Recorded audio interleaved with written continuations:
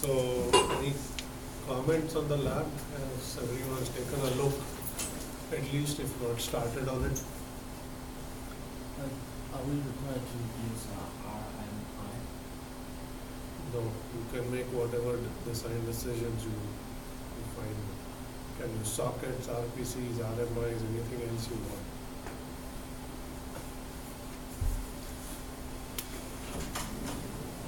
So there is a homework that's also due soon, and then there is a lab.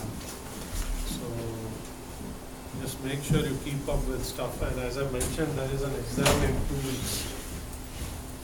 Okay, so not the week after, but the week after next, there's an exam on Wednesday. Okay, that will be our midterm exam. So keep that in mind. As I had mentioned, if any of you feel like you want the lab to be due a couple of days after the exam, so you have time to study for the exam, I'm happy to accommodate that. Because the week after that is spring break. So there won't be anything due during spring break. So if you want, I can give it in time. But if you have started, it shouldn't actually take that long to do the lab. Okay, so just let me know what you think. Anyone have anything to say?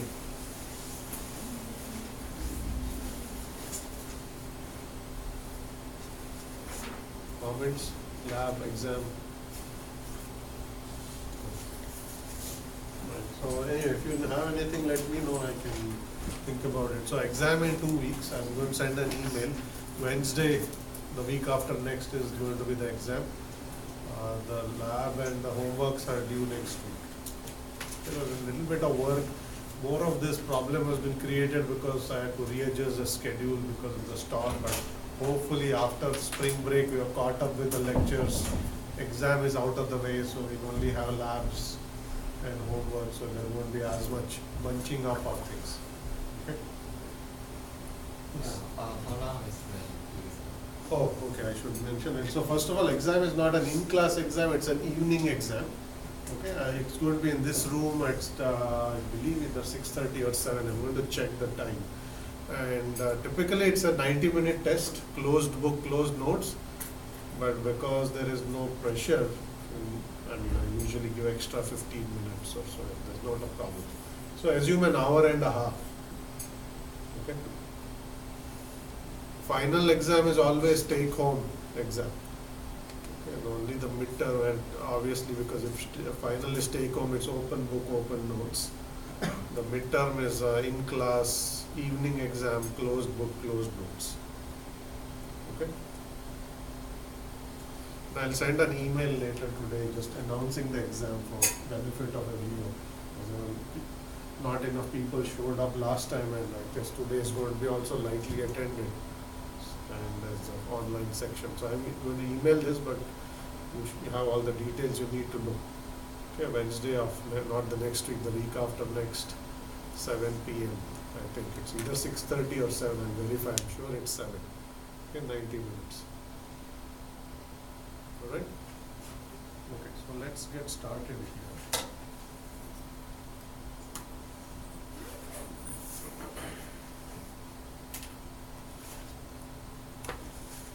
I'm going to continue the discussion on quality of service and then talk about naming. But before we do that, I'm going to start with the parable because it's Friday and all of you took the trouble to come. So we'll start with the story. So this is about the cow. The story exists in many different forms, but here is what it is. So there is a train with a statistician, economist and a mathematician who are going to some conference on a train, and the train is going through some countryside, and then they see a cow. Then the economist says, look, I see a cow, the cow is black, so all cows in this country are black. And then the mathematician says, hold on, that's not quite what you can say. Based on what we have seen, probably what you can say is, in this country there is at least one cow that is black. And then the mathematician says, that doesn't follow at all. And he says the only thing that I can infer from this is that in this country there is at least one field in which there is at least one cow which has at least one side that is black, which you see. So that's the story. But the moral of the story is you need to be careful about how you interpret data and what the data is. Alright, so we'll continue from that point on.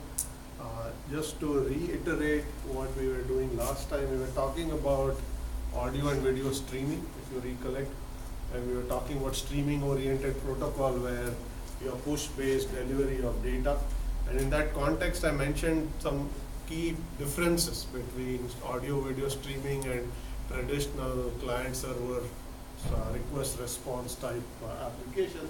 The main one being audio and video data have timeliness constraints on their delivery.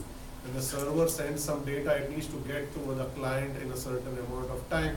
Otherwise, when the client is playing back the audio and video data, they will see a playback glitch. The video or the audio will freeze because there's no data to show, and that's not a good user experience. And the way typically you specify the needs on what the stream requires from the server, the network, is by specifying what is called a quality of service. These are simply metrics that you specify, like these are the resources I need, or these are this is the service quality I expect for the user to see good performance. That's what it means. And there are many different metrics we talked about: the average bandwidth that you need for the stream to be transmitted, the loss rate that you can sustain, the end-to-end delay that you may want to limit, and so on and so forth. Okay. Now here is a picture that shows you typically what may be done from a quality of service perspective. So here's the server, that's the client, and the server is, in this case, you're playing a stored video file. The file is on disk, you're simply streaming it out to the client. It could be a movie, and the client is simply viewing it. And what is shown here are two boxes which says quality of service control. So the OS at both ends can impose certain restrictions on how the data goes out in order for the stream to see good quality. And that is basically the QoS control. It's also called a policing mechanism. So it's also called traffic policing. So the OS is actually controlling what the application can do.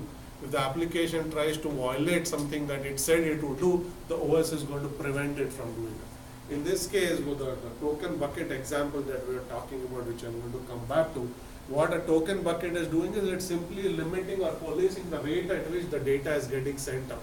If you try to send at a rate higher than what you said you would transmit, the OS will delay some packets and prevent you from exceeding your specified bandwidth rate.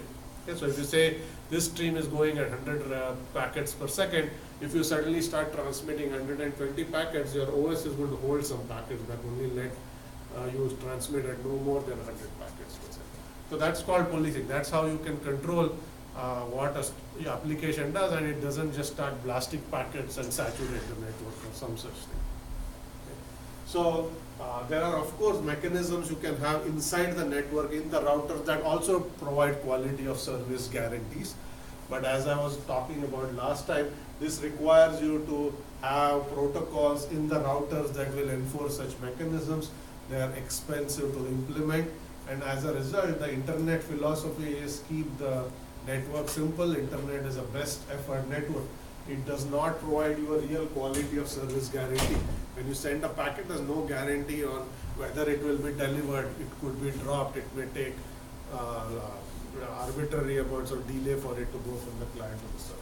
So about the only thing you can do in the today's networks are to implement QoS at the edges, which are really at the server and the client of the edge routers to prevent the application from misbehaving or into whatever it's saying. Okay. So that's the picture to keep in mind. We're going to come back and talk about token bucket again. Go back one slide here. So that was a picture I showed you about a token bucket, and this was at the very end of the class. I'm not sure this was very clear, so I'm going to redraw whatever I said. So a token bucket is a way to specify some service quality on the stream, where you specify two parameters: a rate, okay, the average rate, and a burst. Okay, the average rate says that the application is going to transmit at an average rate of R packets per second. The BERT says that every once in a while, the application is allowed to exceed its rate R, and you can send a burst of B packets all at once instantaneously. If you send a burst of B packets, you may temporarily exceed your steady rate of R. So you're allowed to exceed that rate every once in a while, but there's a limit on how you can exceed it, and that is specified by the burst rate R, B. Okay. Now you can specify this in many different ways. So for instance, if you set B to 1, okay, which means that there is no burst, you can only send one packet at a time, and you specify R. So R comma 1 essentially says you can only transmit at a constant rate of R packets per second. You're not allowed to essentially exceed it at all. Okay? But you can have arbitrary burst sizes, which says if I have set B to 100, which says I can send at R packets per second, but every once in a while I can send a burst of 100 packets, up to 100 packets, which may cause that rate to be exceeded. But that's the that is the limit on how much I can exceed, right? How much my instantaneous rate can exceed the average rate. Okay, so this allows you to control the rate at which you send data into the network. Now another way to actually look at this is, if you actually look graph, let's say time and the x-axis and data sent on the y-axis, and let's say the data is fluctuating in the graph, how you send data over time, and if fluctuating, what a token rate parameter actually does is it sort of limits you to this curve that I just drew, which is essentially R times T plus B. So the slope of the curve is R, okay, and the intercept is B. Okay. So what that says is at any time T, you will basically be bounded by this curve. The amount of data you send cannot actually be above this line. It always has to be below this line. Okay. So another way to put this is between any time T1 and T2, the maximum amount of data that you would have sent will be limited by this quantity. R times the difference, that's the time, which is same as R times delta T plus B. Okay, that's basically that curve. So that is somehow limiting what you can do. So at any point you can send up to B packets, that's the intercept here. Okay, and then you have a limited steady rate. Okay, so very simple mathematical explanation of what a token bucket regulator, it's also called a leaky bucket regulator. Okay? Now the example here shows you how it is actually implemented. Okay, you specify these two parameters, then your network card will start generating tokens for the stream at a rate of 1 token every 1 over R seconds. Okay? So if say R is 10, that means every 10th of a second a token is generated. Okay? And it's going to be kept in this most abstract concept of a bucket, which has a depth of B. That means that the bucket can hold up to B tokens, but no more. If you have more than B tokens that have accumulated, then any new token that is generated is thrown away. So you can at most have an excess of B tokens at any point. So whenever the application is sending a packet, what you will have to do is look at this amount of tokens that you have generated, pick a token, and only then are you allowed to be sent out. If the bucket is empty, that means there are no outstanding tokens. You have to wait for the next token to be regenerated before a packet can be actually sent out. Okay, is that clear? So that's basically the mechanism that you can use. So essentially, because you're generating tokens every 1 over R, the average number of packets you can send is going to be bounded by rate R. Every packet needs a corresponding token before the OS will actually transmit. Otherwise, it will be held back until a token is generated. Okay? So this mechanism is referred to as a leaky bucket or a token bucket regulator. It's a simple rate regulator that controls the rate at which you send data. Is that clear?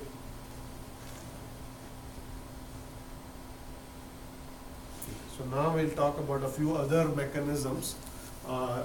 The first mechanism is buffering at the client, which is a very straightforward idea, but I'm going to explain why you need it and how that actually can help you get better video quality when you play back some video. Okay? So this is again timeline. Okay, there are 3 different scenarios here. So the top line here shows you how the packets are being sent by the server. Okay, so this is packet 1 was sent at this time, packet 2 at this time, 3, 4, all the way till 8. Okay. And we are going to assume packets are going over the internet. Okay. So what that also means is the delay that a packet is going to see by the time it gets to its destination is going to be variable, because the internet doesn't make you any guarantees that when you send a packet it's going to reach the destination in a certain amount of time. That time is variable. Okay? So as a result of this, this is when the packets are actually received at the client. Okay? So packet 1 was received at time t equal 1 second. Okay? Packet 2 saw a larger delay. You see 2 was sent here, but it saw a larger delay and it only reached at this point in time. So the delay that it saw was larger than packet 1. And same with packet 3 saw a larger delay, and then after 3, 4, 5, 6 seem to come right after 3 is received, and then there's a gap. 7 takes a longer time and 8 takes a longer time. So this is how the client has received the packets. Okay? Even though the server is sending them at a steady rate, let's say at 30 frames a second or 30 whatever packets or images a second, you are receiving them in this order, because the packets are seeing variable delay in the network. Now this is what the client is seeing, our goal is to ensure that when you are playing the video out, the user is not going to see glitches, meaning that there's always data to be played out that has arrived over the network, so then I can keep playing in a smooth fashion. Okay? So one way to do this is to do what is called buffering. Okay? What buffering says is that you do not start playing the video as soon as the first packet is received by the client. You are going to put them in a buffer, accumulate some data in the buffer, and then start playing it out. And so then if there's always some data in the buffer, you can always continue to play. If the buffer runs out, then you're basically going to have a playback glitch. So in this case, the client has decided to accumulate a buffer of 6 packets before it starts playing the video. Yeah, so even though the first packet is received here, it waits for 5 more packets to be received, and then it starts playing the video. Okay, so until here, after you hit play, it's going to say waiting, and then wait for 6 packets to be received, then it starts playing them. Okay. Now once you start playing them out, you're going to play them out at the same rate at which you are sending them. Because if it's 30 frames per second, you have to start playing 30 frames per second. Okay. So you are going to start playing them out at a steady manner. Okay. And data is continuing to arrive. Okay. So you'll see you played 1, 2, 3, 4. At this point, your buffer is down to 2 packets because you started with 6, and that is when the 7th packet arrives. Okay. So now you have 3 packets. So you are playing 6, 7, and now it's time to play 8, but 8 hasn't arrived yet. 8 hasn't arrived. So your buffer is empty at this point in time. So you will see a playback glitch. Okay. So in this case, you will basically, your video playback will freeze. You will wait for more data to arrive, and maybe you will wait for the buffer you won't start playing 8 as soon as it comes. You may wait for some more packets to arrive, refill the buffer, and then play it out. So the idea is the larger this buffer, the lesser are the chances you are going to run out of data. Okay. In this case, you decided to choose 6 packets in your buffer. So your buffering was 6 packets or 6 frames. If you had chosen 10, then maybe you wouldn't have seen this problem. Okay, maybe you have more data, so the probability of a buffer underrun has reduced as a result of this. Okay. So it's up to the client to decide how much you want to buffer before you start playing it out. So the thing to keep in mind is the more you buffer, the longer the delay before you start playing the video. So from a user perspective, user has hit play and they're simply waiting, and your wheel is spinning saying waiting for data, and then you're just having the buffer build up. And if you wait too long, the user is going to say something is wrong, the video is not playing, and give up. Okay. If it's too short, you have very little data in the buffer, and you will likely see buffer underrun if you see variable delays in the network. Okay. So you have to balance this trade-off. You don't want the buffer to be too small and have buffer underruns, or if you make it too large, you make the user wait for a long time to start the initial playback. Okay, that may not be satisfactory to the user either. Okay, so you have to balance these 2 constraints. Okay, but if you do this, what you have done as a result of just having a very small memory buffer at the client is you have gotten rid of the issues created by a variable end-to-end delays. This is referred to as jitter. By different packets see different delays. If all packets saw the same delay, you wouldn't see this. They would arrive at the same steady rate, just offset from the client, from the server. Okay. But because the delays are varying, you'll see that the gap between packets at the client is going to keep fluctuating. Okay. So that is referred to as jitter. So because of jitter, you can see buffer underruns. And you can use very simple buffering, no additional mechanism, you just have maybe. Okay. So this is one issue that could arise, and this is how you solve it. Another one is packets may get lost in the network, and then what do you do about that? Okay. Now if you say I am going to simply retransmit, in typical client server applications, the packet losses, you just have TCP retransmit that data, eventually it is received at the other end and everything is fine. Okay. Now in this case you may have problems with that approach, because if you retransmit, it's going to take even longer for that lost packet to be received, and you may have already reached the point where that packet needs to be played out and you see a glitch. Okay. So late packets are as good as not receiving any packets in this case. So there is no, in some sense, there is no point in retransmitting lost packets, because it simply makes a missing packet even more late and causes more problems. Okay. So there are many ways around this issue. Either you have very large buffers so that there is still trying to retransmit, that's one approach, a straightforward approach. Okay.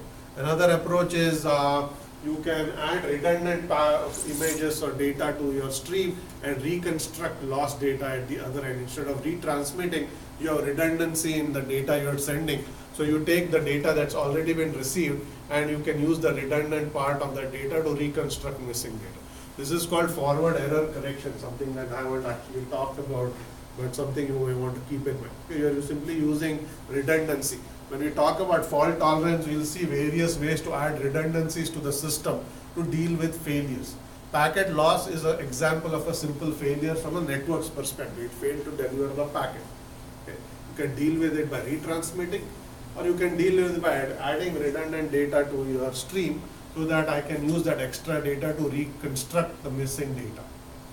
When we do fault tolerance, we'll come back to this, but at the moment we won't talk about forward error correction. Instead, I'm going to show you some other very straightforward techniques that don't do any error recovery, but they mitigate the impact of a loss. Okay, so here is the example. Here again, there are two scenarios here. So this is the top scenario, just shows you how data was sent. It's 1, 2, 3, 4, 5, 6, 7, 8. So you're just sending data in order. Okay. And in this case, let's say this is an audio stream. So each packet can contain multiple audio samples. Okay. Typically, if it was video, your video image is large. You can't stuff an entire image in one packet. In fact, an image will be split into multiple packets. But I'm talking about, in this case, just to make an example simpler, an audio stream where the samples are small. Okay. There may be a few bytes, so you can stuff multiple of them in a single packet. So you send the first packet with just 4 samples, and another 4, and another 4, and that gray one got lost. Okay, meaning that it was never delivered. Now if you're playing this audio, what will happen is after you played out the 8th packet, you're going to have a gap of 4. This is going to be a glitch. Okay, so if it was audio, you will see a silence, and then the audio stream will resume, but there will be some gap. Okay, you may miss a word that was spoken. When somebody is saying something, they're missing data, that word is lost, you then start from the next word. Okay, something like this is going to happen in this case. Now that is a problematic thing, because you just lost some data. Okay. So what could you do to mitigate the impact of a loss? So as I said, you could have retransmitted that packet, okay, but that may arrive too late and you already seen the glitch. Okay, so here you're just skipping over missed data, you're not trying to get the data and play from where you left off. Here is another way to send that data. So what you are going to do instead is scramble the data in the order, or scramble the order in which you send data. Okay, instead of sending packets in order, you are going to take the first sample of the first packet, first sample of the second packet, 5, 9, and 13. Put that into the first actual packet you send. Okay. Then you take sample 2, 6, 10, 14. Those are the second of each of those, and put them in the second. And this is the third, and that's the fourth. Okay, so now what you have to do is you have to wait for, you can't play them in this order. This won't make any sense. Just because you scramble the order of send, you still have to play them in order 1, 2, 3, 4. Okay, so you will basically wait for all of this to be received and take this, 1, 2, 3, 4 and play them in that order. But because you lost the same packet, what has happened is the losses are now spread across a larger part of your audio or video stream. So that means that it is much less likely you will actually see the impact of this kind of loss than a concentrated loss. Okay, maybe when you're speaking a word which has multiple samples, one of the samples is lost, but you can still make out what somebody said. You may just feel a little jarred. Or if you're playing a video, if you instead of 30 frames a second, if you see 29 frames in 1 second, it's hardly going to be perceptible to the eye. Yeah, because that's, but if you lose maybe half a second, you will actually see a glitch. Your eye can perceive that there is a problem. Okay. So, but if you scramble it in this fashion, you still lost 4 packets out of 16, but you spread the losses. Okay. And this will actually make it less perceptible to the human eye or less perceptible to your ears. And there's a loss. We are deciding that we won't retransmit. We're simply going to play it as it comes in, but now we're trying to mitigate the quality. Okay, your question? Any other questions here? Okay. So I'm going to show you essentially what is the state of the art in audio and video streaming today. Okay. So first of all, I should mention a few things. Okay. When audio and video streaming protocols were designed, everybody decided that UDP is the better way to send that data or other than using TCP. Okay. And the reason was TCP inherently has a notion of error recovery and retransmissions. Okay. TCP will say, this packet has not been received, I didn't get an ACK, so I'm going to retransmit it. As we just discussed, retransmissions may not help in this case. It's already the time for playing that packet went by. So if I receive a packet after I've gone beyond that point in the audio and video stream is useless too. Okay, so they decided UDP is the way to go. UDP has no retransmission, so it just keeps sending its best effort. If data is missed, you can use one of these other techniques to address that issue. Okay? So by and large, all the protocols that were designed in the first 10-15 years in the research community were UDP based streaming protocols. Okay? There are many protocols, many got deployed, but what happened was over time, because the web became so popular, okay, people started simply watching video clips or audio clips in a browser, okay, which also meant that the data was coming to your HTTP. So that's how you get any data in a browser. HTTP, remember, runs over TCP. Yeah, HTTP doesn't run over UDP, it simply runs over TCP. Okay? So even though UDP is inherently better suited for streaming, and even though all the early streaming protocols, there are a whole lot of them, there are things like Real Player and Microsoft Windows Media Player, which still exists, but in those days they all used their versions of streaming protocols that were UDP driven. Okay? None of them actually took sort of shape in the marketplace. What eventually succeeded by simply the fact that web became popular and people started watching videos in browsers was HTTP based streaming. You simply send a HTTP request and then wait for the data and start playing. Okay? So even though TCP is less than optimal for streaming, it is by large the way streaming actually takes place. Okay? So efficiency wise is not the right approach, but that's how most of the videos deliver. And that's simply because of a convenience. And you know how to do browsers. If you just embed a video or audio stream, it just gets delivered over HTTP. Okay? So this is basically the thing to keep in mind. Okay? So what that also means is because retransmissions cannot be turned off in TCP, you will be stuck with them. You may need a slightly larger buffer because if there's a missing data, you can't skip and go over it. TCP won't even deliver it. It will wait for the retransmissions to take place. So you may actually from an application standpoint see even more jitter because the data is being retransmitted, so it may look like it's taking even longer for the packet to show up. It's actually the second attempt that the packet is sent, which is why you see longer delay. So buffering may have to deal with some of the artifacts of more jitter and so on that you see. Okay? So that's the first thing to keep in mind. Okay? So real world HTTP streaming is the way most of the videos delivered over the internet.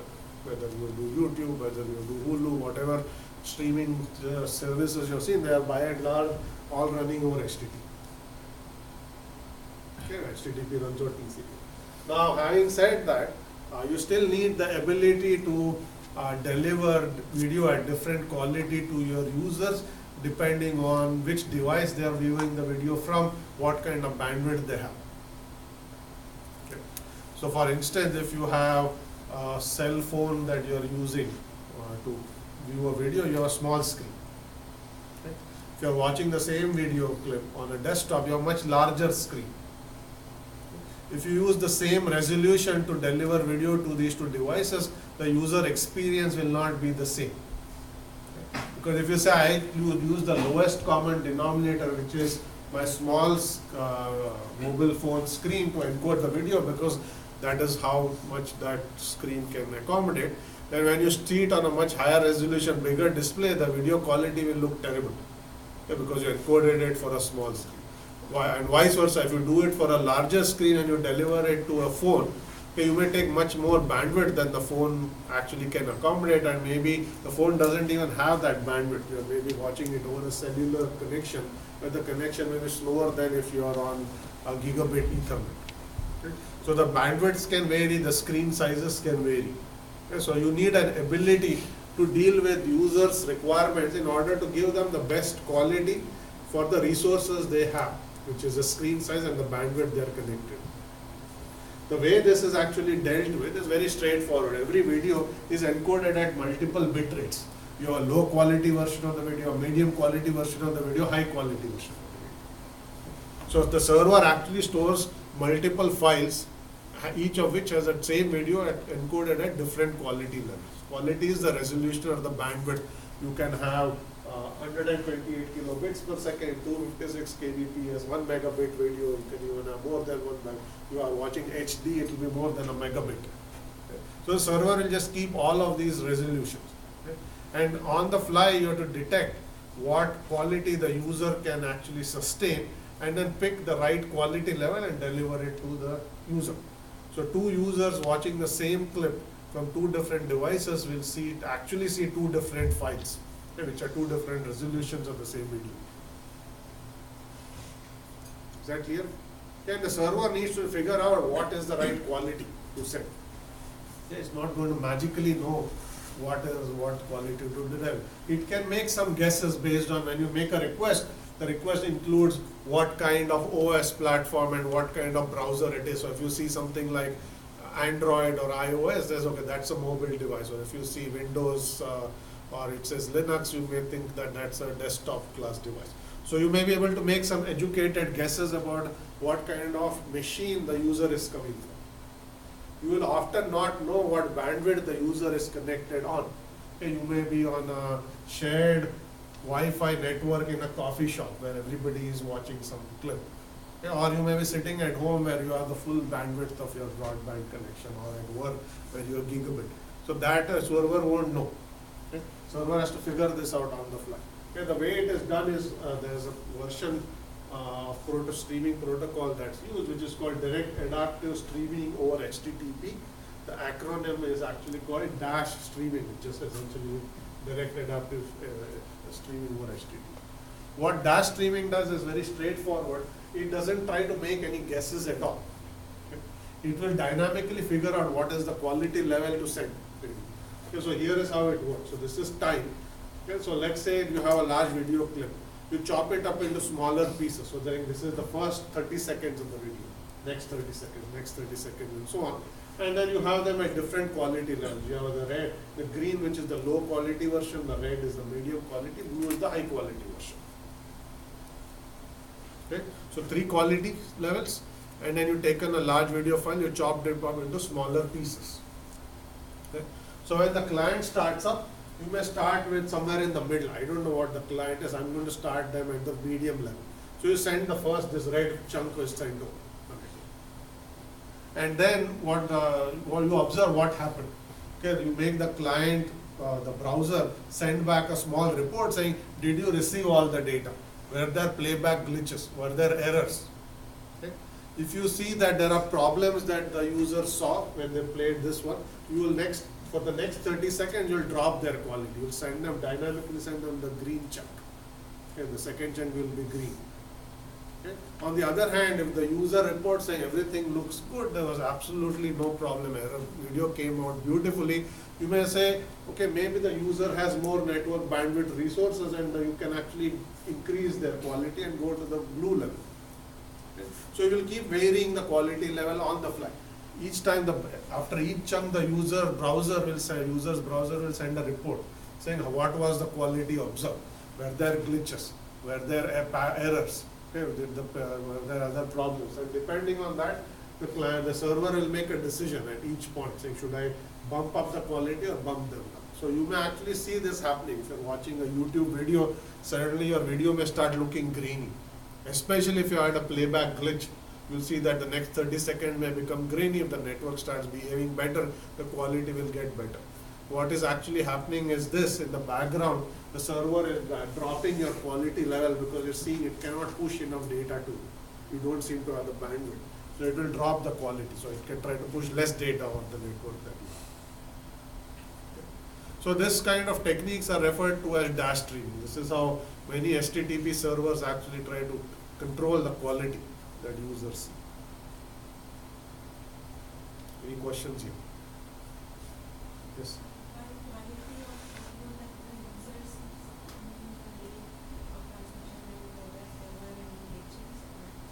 Okay, so what is the quality? The quality, first thing that the quality means is the resolution, meaning how sharp the picture is and so on.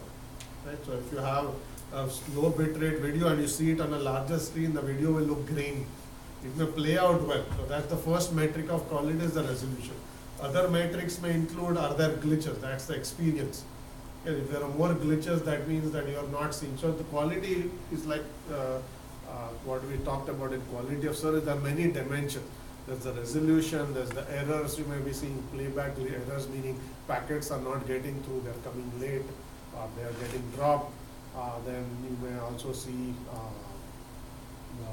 the bandwidth, resolution, jitter, packet loss. So all of these will constitute quality that you see. Okay, you can report all of those metrics, and based on that you can see what is going on. Can vary the quality. Any questions on this? So I'm going to quickly talk about multicasting, stream synchronization and multicasting, and then we will move on to the next topic. Okay. So stream synchronization is yet another issue that arises in audio and video streaming. Okay. So in this case, what happens is when you start playing, let's say a movie, okay, there are actually not one but multiple streams coming to you. There's at least a video stream and an audio stream. The video stream is the images that you see. The audio stream is whatever you see on this here on the speakers. Okay? And when both are being played out, they need to be synchronized. Okay? Meaning when you see an image in the video, you need to hear the audio sample that corresponds to that image. Okay? If you are slightly off, you will see that your audio is not lip synced to the video. Okay? You will see that the characters are speaking something, but what you are hearing is not lip synced to them. You are hearing some different words that don't seem to correspond to what they are speaking. There is a slight offset. Okay? This is when you lose synchrony, because your audio and video is not synchronized. I have a picture here that shows you. So here is an audio stream and a video stream.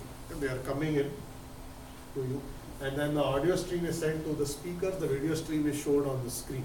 Okay? And since they are being sent by the OS to two different devices through two different device drivers, there needs to be some coordination on when you play something on the screen, whatever you are hearing on the speakers has to be the same corresponding data. Otherwise you will see bad quality.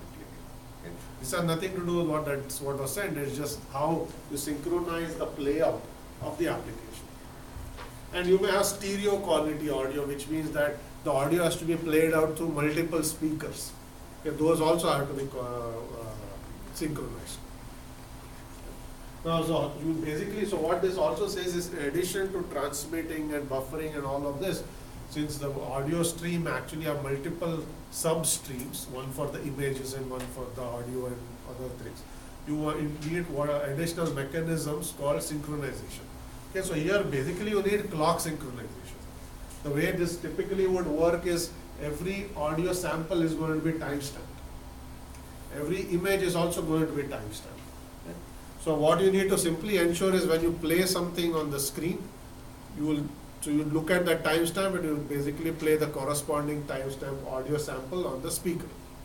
And you will be good. Okay? Keep in mind that the rate are not the same. Okay, so it's not like there's one audio sample for every one video sample. audio is being captured maybe at 44 kilohertz per second, that's a second. Okay, video may be 30 frames a second, that's only 30 images per second. So you still have to keep track of not the exact match but the closest match, so that you keep track of varying rates and so on. But nevertheless, you need to perform the synchronization. Okay. So what that also means is when you are capturing the data, okay, again the data is going to be captured by a camera and a microphone. Okay. You need to timestamp the data and ensure that the data is synchronized when you capture it, so that these timestamps are present when you play them. Okay, so all of these are additional things you will have to implement. There is that adds overhead in terms of ensuring there's a common clock that you use to assign timestamps and so on. And when you play them out, there has to be some coordination. The player has to perform this coordination.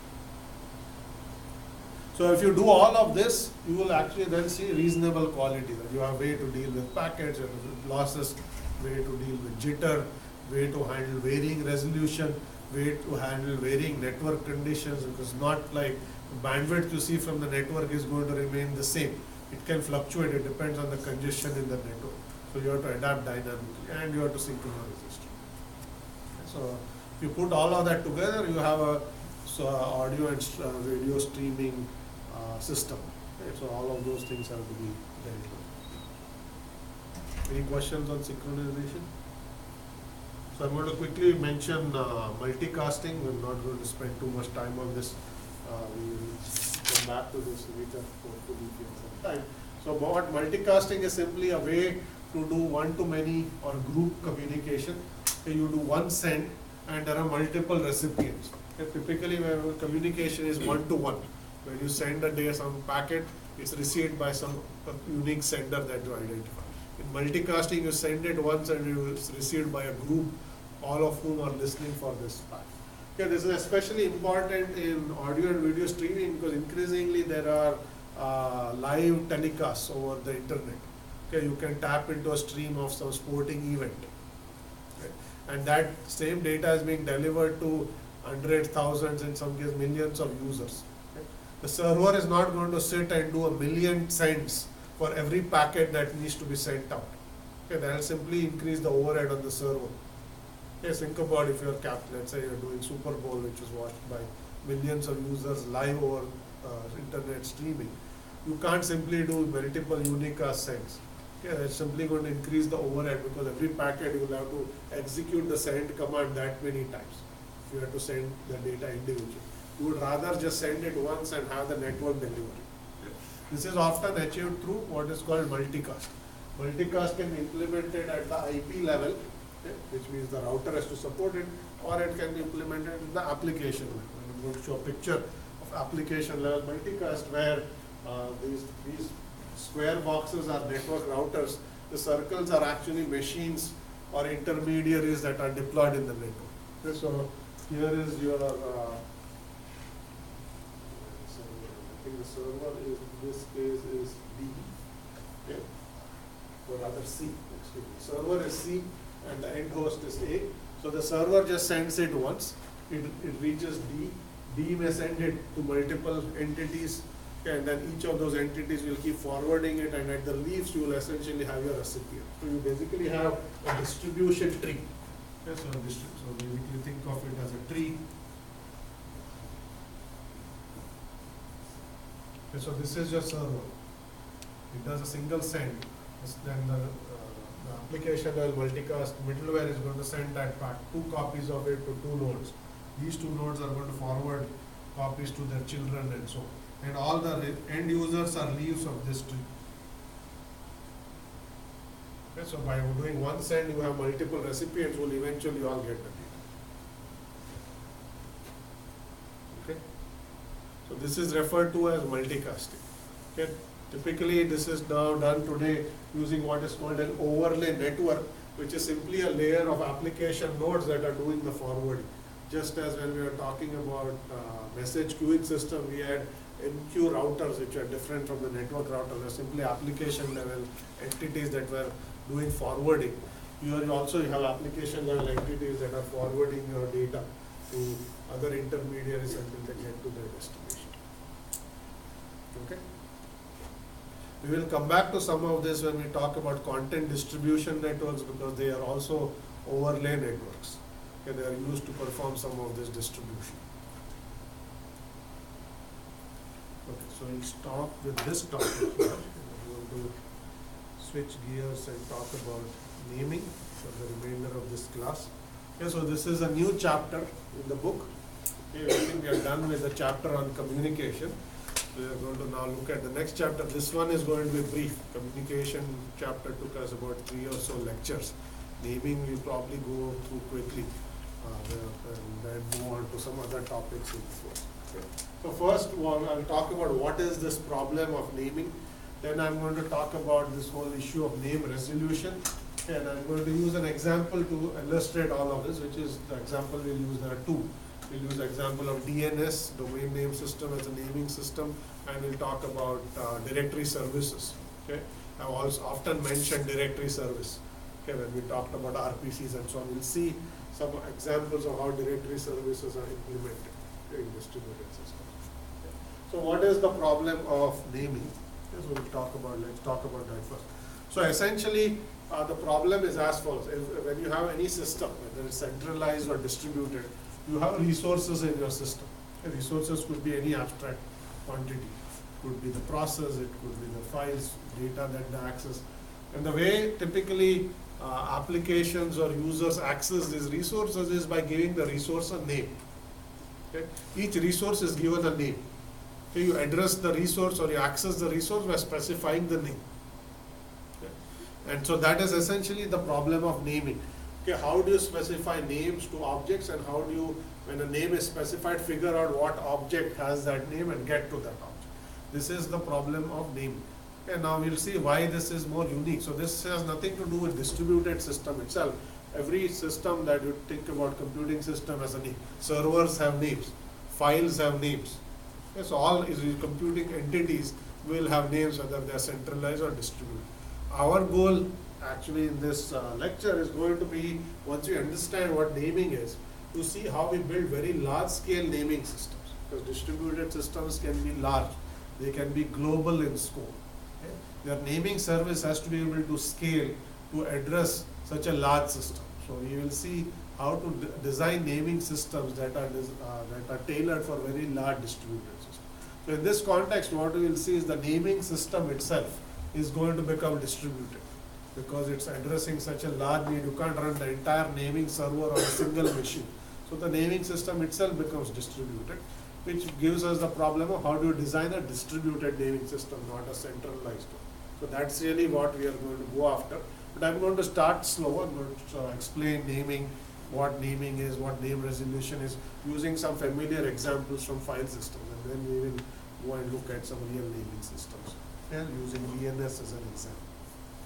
So this picture is going to show you two canonical approaches to implementing any naming system. Okay.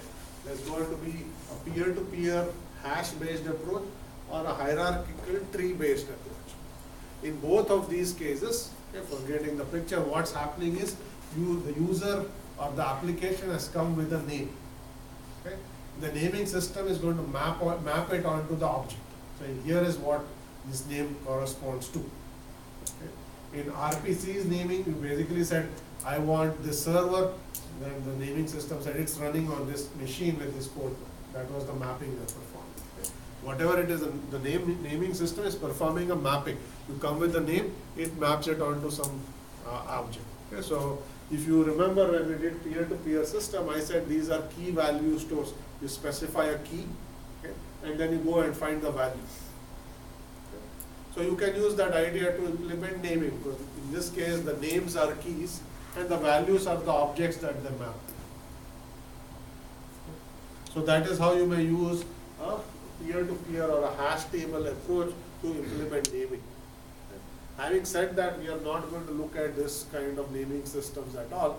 Instead, we'll spend all of our time on these kinds of naming systems that are hierarchical in nature. Yeah, but keep in mind there are two approaches, and we are not going to really discuss one approach because the principles are the same. So I'm just going to use this one just to keep the discussion simple. Okay? So in a hierarchical approach, we'll see that there is some hierarchy of names, and we'll see how the naming system works and so on. But that's what we're going to do. But the end goal is the same. You basically send a request saying, here is a name, resolve it for me. Name resolution says map it to whatever it is associated with. So we'll start simple and we'll see how to do this in file system, because that is probably the simplest example. Okay.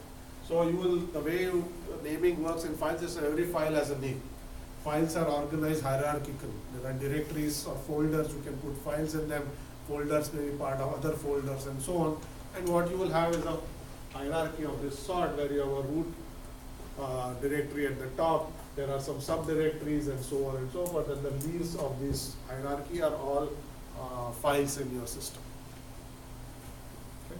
So now if you have any application, let's say it's an editor, you open Microsoft Word or some such thing and say, specify a file name, saying I want to open this file. What Word is going to do is go and present this file to the file system, saying user wants to open this file. Now tell me which file it is. So then the file system has to figure out, if you said it is, in this case, you have a mail client that says it wants to open this file, it use a name, that's the file name. Okay, it has to then, the file system has to go and figure out what file corresponds to that name, and then let the application access that file, data from that file. Okay, that process is referred to as name resolution. Now, the way it actually works in a file system is, you are going to perform a hierarchical lookup. Name resolution involves a lookup. Okay, so if you want to resolve this name, /home/team/mbox, which is the mailbox for this user whose home directory is here, you are going to start at the top, which is the root directory. Okay, so you start at the root directory and say, is there a directory called home in root? Okay, so you will basically open the root directory and look for a directory called home, and you will find that directory, so you will come to that node here. And then you will try to do the next level of name resolution, which is there another directory called Steam inside this home directory? Okay, so you look at all the subdirectories there and look for one called Steam. Okay, if you find it, you will go down into that subdirectory and do the next level. Okay, this is the last level of resolution, so you are going to ask, is there a file called mbox that is present in that directory called Steam? You look at all the files, you find the name called mbox, you'll say, okay, that's the file. So this, eventually you'll sort of traverse through this hierarchy and land up at that file. Okay, so that is name, this is how a file system will take a name and map it onto file. It will start at the root directory and it will descend down the hierarchy, resolving the name one component at a time until it reaches the leaf and it finds the object, or it may not find the object, in which case you will say there is no such file. Okay, is that clear? So now keep in mind that often when you open files, you will not specify the full name. That's the full name of a file. You may simply say open a file called project1.java. Now what happens internally is, although you have specified only the last part of the name, okay, the OS is going to actually take that and construct a full name. Okay. It will look at the current directory and add the prefix of that directory and construct the full name and hand it to the OS file system for resolution. Okay, so even though users may not specify the entire name every time you access any file, internally your system is still doing this for you. That's the thing to keep in mind. Any questions here? Okay, so now I'm going to talk about distributed file system example and how you do name resolution. Okay, just to give you the first flavor of how name resolution works in a distributed system. So in this case, what you have essentially done is you have the same file that we showed here. Okay. But essentially there's a network mapping. You constructed a network volume that you're accessing those files from another machine. This is done using any network file system. It doesn't matter which one. In Unix you can use NFS. In Windows you can create a network drive. Okay. On a Mac you can create a network volume. Let's assume that has been already created. Okay. So what that allows you to do is, on the second machine, you can access files that are stored on the first machine. Okay. So when you have a network drive, that's what's happening. If you have an E drive or whatever on Windows, the files are on a file server somewhere. Okay. So now the question is, if you try to open a file here, and the file is actually on a network share or a network drive, how does name resolution work? Okay. So it's going to work the same way. You are going to start at the top You're going to start resolving the name. At some point, you may hit a point which is, that's a network mount point. Any files that are in this drive or in this folder are actually on a different machine altogether. Okay. So you'll forward the name resolution request saying, I resolved the name to this point. Okay, now you go and do the rest. Okay, so in this case, you'll basically come here and then essentially send that request off to the server saying, you go resolve the rest of the name. Okay, and then the server will take the name that is given to it and map it to a file. So what this is showing you is a very simple example where the name resolution process is now distributed. It's no longer centralized. In the previous case, the entire name resolution happened on one machine. In this case, name resolution is split across multiple machines. Part of the name resolution happens on one machine, and then the remaining of the name resolution is actually happening on the second machine. So the processing is split. And you don't need just two, you can have arbitrary levels.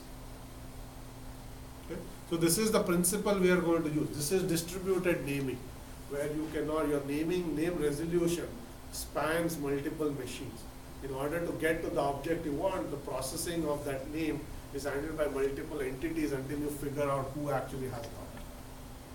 So the naming system has become distributed. Is that clear? So now we'll talk about, with that background, talk about a real naming system. This is going to be, we're going to use the internet. That's the largest naming system you will find, okay, one of the largest at least, and use that as an example to see how to construct a large naming system. Right? There's lots of entities that are involved in resolving names. Okay? The example we will use is the DNS or the domain name system. Okay? If you've heard about DNS, you know what I'm talking about. If not, here is what it does. So if you give any machine name, it resolves DNS, just maps it to an IP address. Practically any time you specify any machine name, let's say it's a browser, you say www.umass.edu, that's what you specify to your browser. Your browser has to perform a name resolution or send it to the OS to perform name resolution saying what is the IP address of this machine. Because the way you are going to send a request, set up your HTTP or TCP connection is to an IP address. So the first step of that connection setup is to map this name to an IP address. That is going to happen through the system called DNS. Anytime you want to do this resolution of machine names to IP addresses, you send it off to DNS. DNS will do the name resolution, come back to you with an answer saying this is the IP address. Okay, so we'll see how DNS works as an example of a large distributed naming system. So we are going to learn concept just by looking at an example. Okay, the first thing in any large distributed naming system is there are going to be hierarchical layers. Each layer is responsible for a certain part of the naming hierarchy. Okay, so typically you will see a global layer, an administrative layer, and a managerial layer. Okay, and I'm going to show you a picture of how this maps into the DNS. So this is an example of the internet naming system, okay, domain name system. Okay, so you will see the top level domains, there's a root there. The top level is all top level domains. This is .com.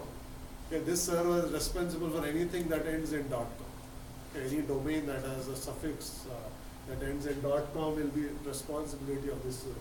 The .edu. Yeah, any all educational institution names fall under this server. Okay. .gov, and there are country level naming systems. There's .us and .nl and .in and each country is also given a suffix, and all the machines that belong to that country's systems will be in that domain.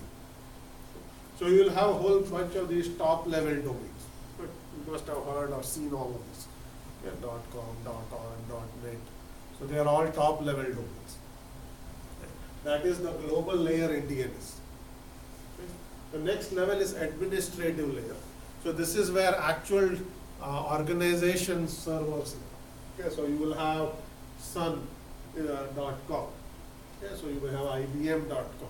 So this is the server that belongs to that company that is responsible for naming all the machines within that company. Okay, so you will have within edu, you will have umass.edu. There is a UMass DNS server that is going to answer requests for all machines in the UMass domain. Okay. And so you will have similar organizations that fall under each of those top level domains, and there will be millions of them in certain cases. Okay, so you only show lots of domains in it. And then you will have a hierarchy. Within that there may be sub-organization. Okay, within UMass you have cs.umass.edu, or you have ecs.umass.edu. Those are subdomains, and each of those subdomains may have their own servers. Is that clear? And then at the very bottom you will actually have machines.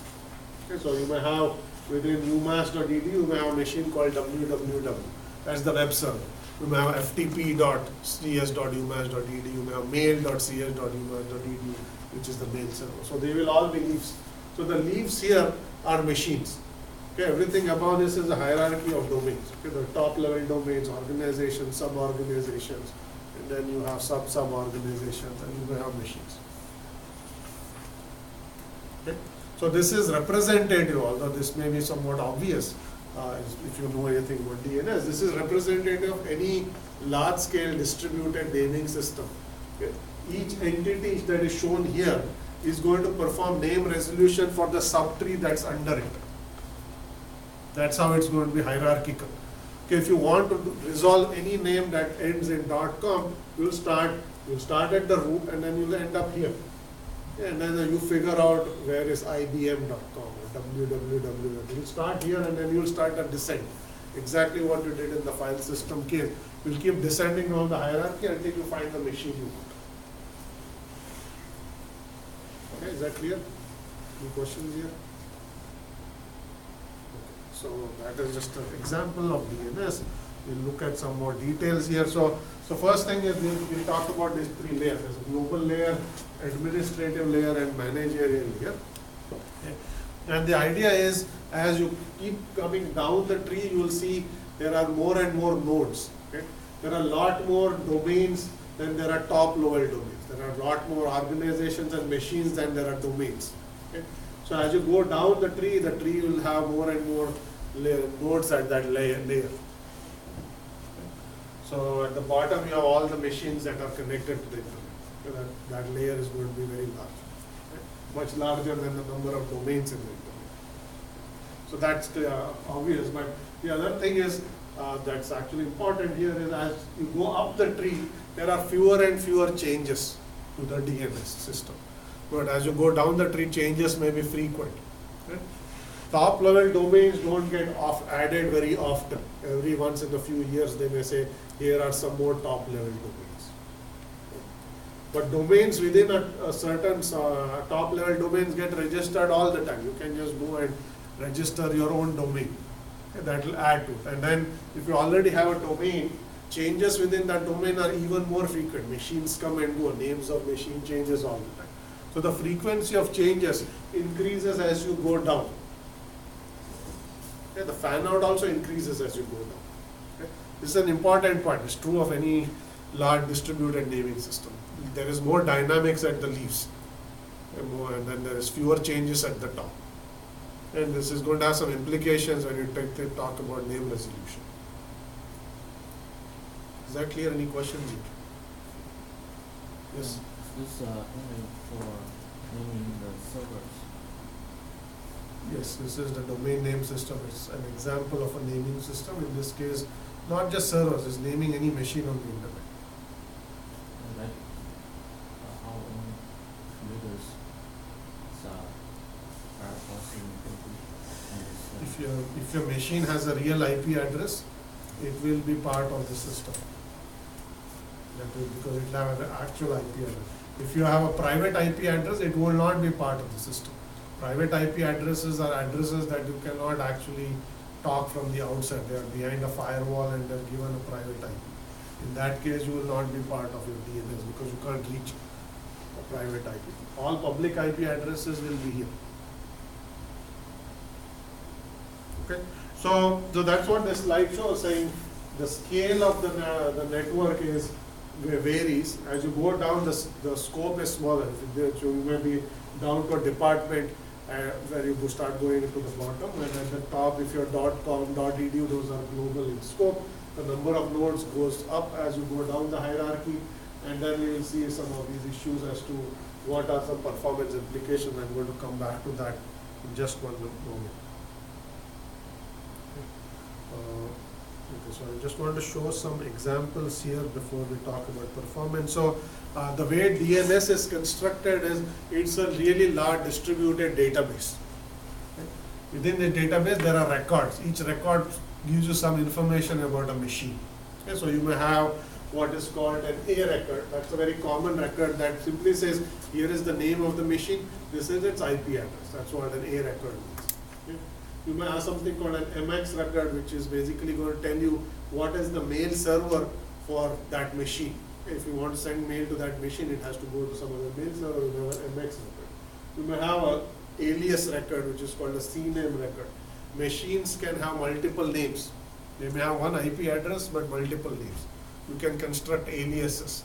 Okay, that will be a CNAME record. Okay, and there are some other ones which I'll show you as well. NS record is the domain name server for that domain. Okay, that's the name server record. So all of this information is in your domain name system. They're all records in the database. Different record lie in different levels of the hierarchy. So you're going to keep doing these lookups and descend down the tree. Okay. Now you can go and try some of these things. I'm going to show you an example. So if you go to any Linux-like machine, and or Mac for that matter, and if you just say, you can do either ns lookup or you can just use the host command, and you can just specify a name. If you just say csu mass edu, it's going to give you, so saying this has IP address, so that's an A record.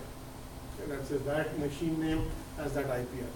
You will see that it also says that for that machine, mail is handled by, and it gives you mail server. That is an MX record for that machine. So if you send mail to that machine, it will actually be handled by that other server instead. Okay. So that's just an example of an A record. Okay. If you actually want to see more details, you can specify the verbose option, and you will see a lot more information pointed out. So you'll see it will say there is an MX record and there is an A record, and then we'll talk about mail servers that responded to your query and all this kind of extra information. And which server is telling me this information? What kind of record is it? All that you can see. Okay, so you'll see that here, this is the domain, that is unix1.cs.umass.edu is actually the naming server. That's the DNS server for that domain. We'll show you additional name servers and so on. Okay. So you can also, if you actually look at just as an example, I'm going to show you a couple more examples. So if you actually go and do this, you will see, it will say that machine is an alias, and it will give you some other machine name, and then it will give you the IP address for that machine. Okay, so this is an example of a CNAME record where that machine has two names. Okay, so if you specify the alias, it will tell you that it's not a real name, it's an alias for some other name. Yes, question? This information is being fetched from the domain names.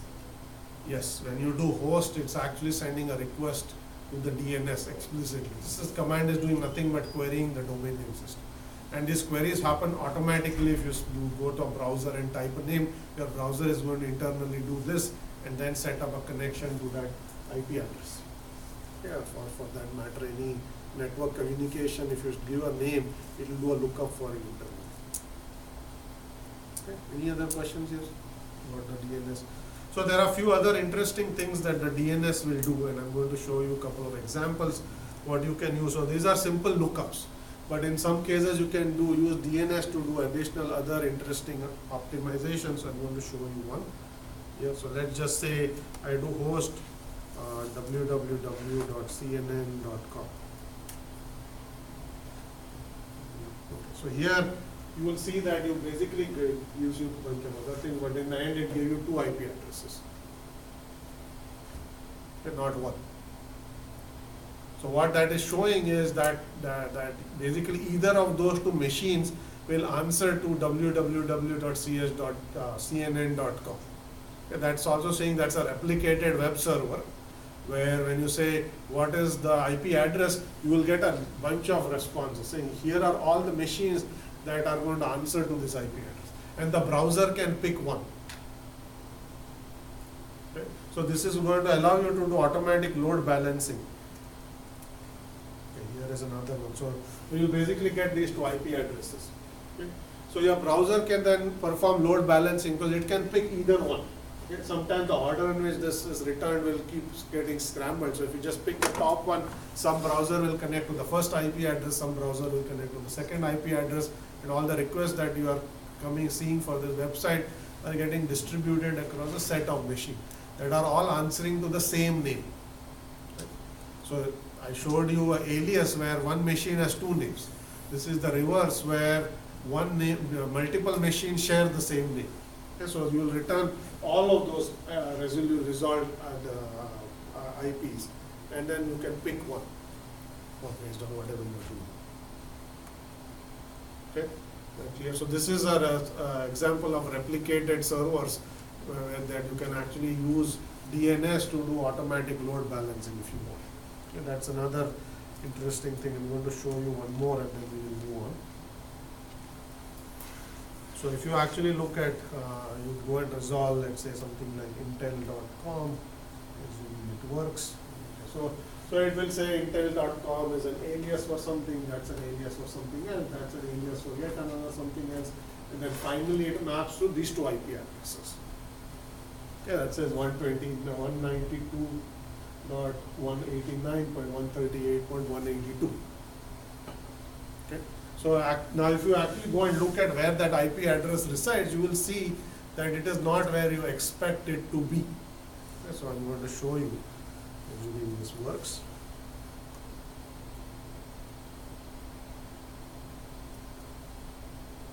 So I'm going to just say .1, and you will see that, so that subnet, which is 192.188.138.1, is actually pointing to a umass.edu machine. So if you actually try to go to the website that's at www.intel.com, you are actually accessing a machine that is inside UMass. Okay. So what has actually happened here is the domain name system is being used to transparently point you to a cache which holds the data for that website. Okay? And it is intelligent enough to send you to the closest cache based on where you are making the request from. So it figured that the request came from UMass. It said there's already a cache at UMass which holds that content, and it sent you there. If you go to some other place, you go home and you do the same resolution, it will point you to some other cache which may be somewhere else. So in some cases you may think that you are going to some far off server, but the server is actually cached somewhere else. Okay, so you actually use DNS to implement caching as well. Okay, so if you go to this website, you'll see that the performance is very fast because all the data is coming from a machine that may be in the next building. Okay, it's cached all of the data for you. Okay.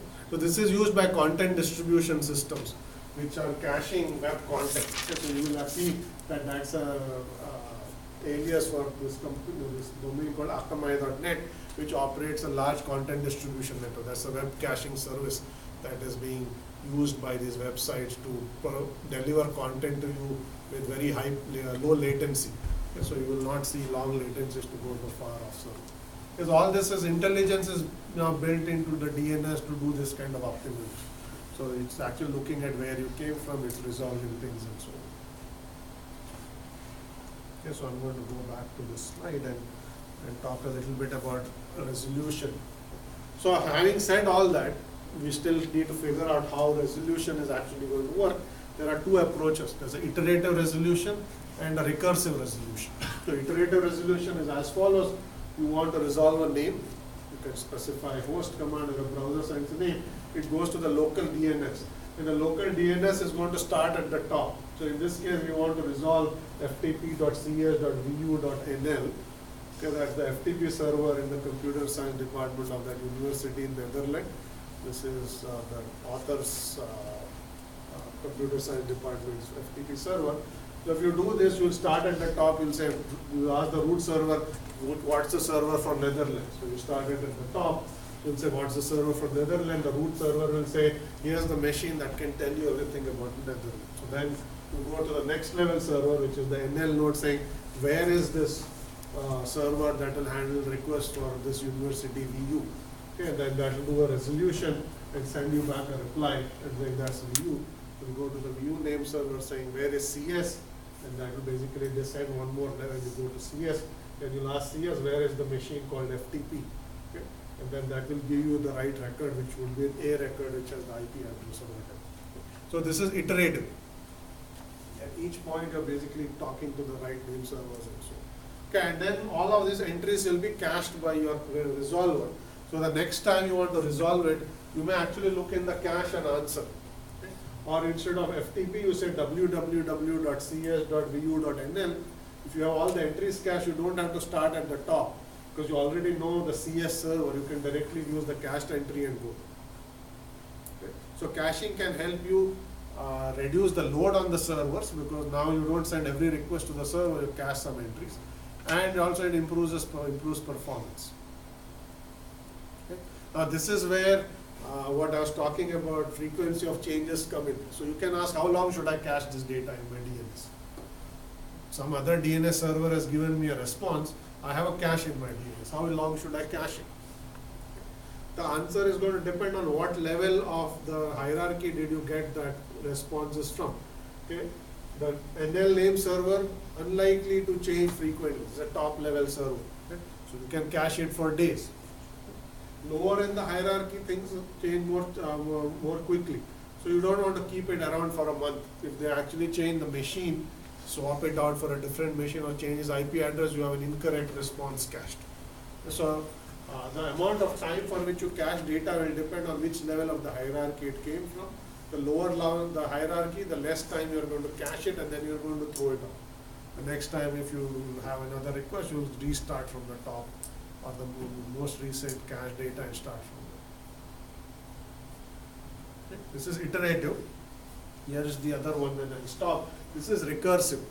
Okay, in recursive, you just start at the top and you say, you figure it out, give me the final answer. I'm not going to keep on contacting lots of servers. So you are going to inject the request at the root name server. Root name server will look at the request, forward it to the next server. The next server will send it to the next one, next, and so on. The responses will trickle up and you will get back a reply. Okay. This is referred to as recursive name resolution. Now, as you can imagine, in this case, all requests are handled by the naming system. Okay. So the top level node is going to be heavily loaded because every single request starts there and ends there. Okay, so that node better be very powerful. If you have everybody on the internet is making lookups and it goes to this one server that sits at the top, it's going to be heavily loaded. Okay. So if you have a recursive name resolution, your load is going at the top is going to be very high. But however, you may actually get lower latency because what may happen in this case is if the servers are, let's say in this case, they are on a different continent, you're continuously making cross-continental hops. Every request is traversing to a different continent, a reply comes. So that's going to be much longer round trip times. In this case, you send the request once and then it stays on the continent and sort of trickling to machines that are close to one another, geographically close to one another. So you may see lower overall resolution latency if the nodes are separated by large distances. The downside is the burden on servers higher up in the hierarchy tends to be extremely high because everything that is in their subtree goes through those nodes. Okay, so those are all trade-offs to consider, which is also shown in this picture here, which says if you did iterative, you will basically do this long round trip times. If you do recursive, you have one long hop and then several smaller hops within these servers that are close to one another. So that's going to be a trade-off. Do you want to worry about performance? Do you want to worry about load? And this is why caching helps. Okay, you typically don't want to do recursive and overburden your server. But if you cache results from previous queries, then the next time you do something, you may avoid several of these hops and start lower down the hierarchy. It will reduce your latency even though you are still doing iterative resolution. Okay? So that's all we have for DNS. I'm going to talk about other directory services next time. We ran out of time today. So we'll continue on Monday.